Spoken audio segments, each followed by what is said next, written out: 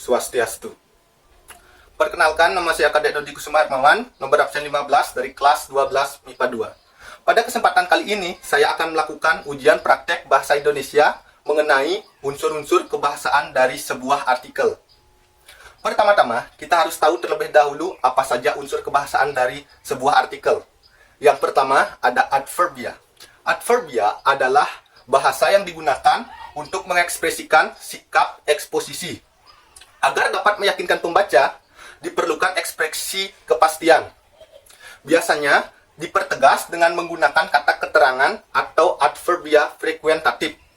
Contohnya adalah selalu, sering, kadang-kadang, dan lain sebagainya. Yang kedua, ada konjungsi. Konjungsi adalah kata atau ungkapan yang digunakan untuk menghubungkan dua satuan bahasa yang setara. Contohnya adalah antara kata dengan kata, perasa dengan perasa, klausa dengan klausa, ataupun kalimat dengan kalimat. Yang terakhir atau yang ketiga adalah kosakata. Kosakata adalah pembendaharaan kata. Agar dapat meyakinkan pembaca, diperlukan kosakata yang luas dan juga menarik. Kosakata-kosakata seperti itu mencakup hal-hal yaitu aktual, fenomenal, editorial, modalitas, nukilan, imajinasi, tajuk rencana, teks opini, dan keterangan aposisi. Selanjutnya, untuk lebih jelas, kita akan membedah dua buah artikel untuk menentukan unsur-unsur kebahasaannya. Pertama, saya akan membahas sebuah artikel yang berjudul Perkembangan Seni Sastra dan Wayang pada Masa Hindu-Buddha. Pertama, saya akan membahas adverbia terlebih dahulu. Kita bisa melihat pada paragraf kelima, kalimat kelima, ada sebuah kalimat yang mengandung adverbia dengan kata sering. Selanjutnya kita bisa melihat pada paragraf ketujuh, kalimat terakhir, di sana ada kata yang merupakan bagian dari adverbia, yaitu kadang-kadang.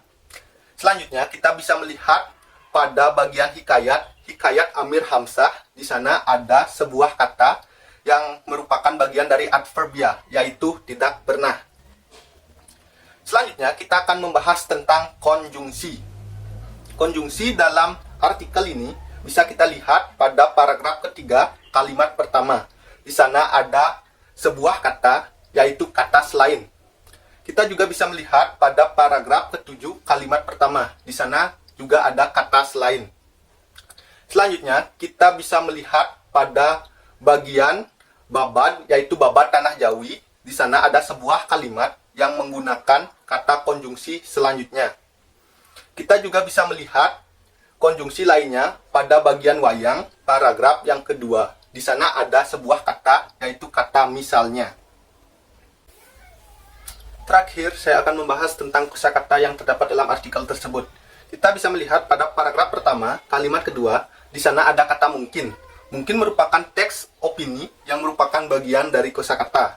Pada paragraf kedua juga, pada kalimat terakhir, juga ada kata mungkin. Selanjutnya, kita beralih ke paragraf ketujuh, kalimat kedua. Di sana ada kata suluk dan tasawuf. Itu merupakan kata-kata yang fenomenal. Selain itu, pada kalimat itu juga ada keterangan aposisi, di mana tasawuf itu dijelaskan setelah tanda koma.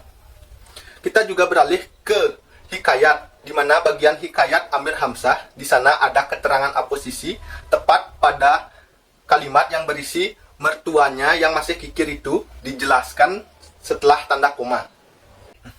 Selanjutnya, kita akan beralih ke artikel yang kedua yang berjudul Mengenal Lebih Jauh Tentang Hati dan Fungsinya.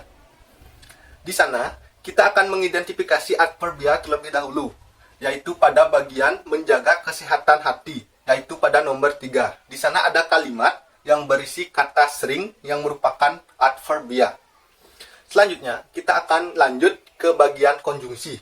Konjungsi dalam artikel tersebut ada pada paragraf ketiga, tepat pada bagian struktur hati. Di sana ada kalimat yang menggunakan kata pertama dan juga kata kedua. Setelah itu, pada bagian menjaga kesehatan hati juga ada konjungsi, yaitu pada nomor 1 adanya kata selain itu. Yang terakhir, kita akan membahas tentang kosakata yang terdapat dalam artikel tersebut. Kosakata yang pertama ada pada paragraf pertama, di mana ada sebuah kalimat yang menggunakan kata detoksifikasi. Itu merupakan kata-kata yang fenomenal. Selain itu, kita bisa melihat pada bagian peran hati, di mana pada nomor 11 kita bisa melihat adanya kata renin yang dijelaskan dengan tanda kurung yang merupakan keterangan dari aposisi.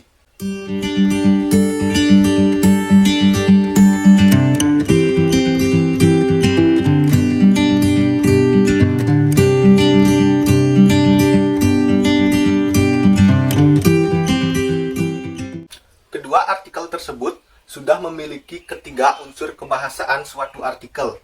Selain itu, artikel tersebut sudah menjelaskan sesuatu dengan sangat terperinci sehingga mudah dicerna oleh pembaca. Demikianlah penjelasan saya mengenai unsur-unsur kebahasaan yang ada dalam sebuah artikel. Sebagai akhir kata, saya ucapkan terima kasih dan saya tutup dengan Parama Santi.